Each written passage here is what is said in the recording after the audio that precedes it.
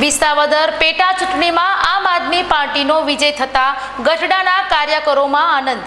વિસાવદર ચૂંટણીમાં આમ આદમી પાર્ટીના ગોપાલ ઇટાલિયાની જીત થતા ગઢડાના કાર્યકરોમાં ઉત્સાહ।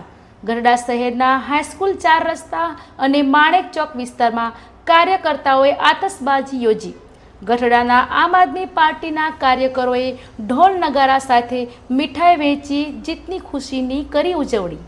ચેતનભાઈ ત્રિવેદી, આમ આદમી પાર્ટી ગઢડા શહેર પ્રમુખ।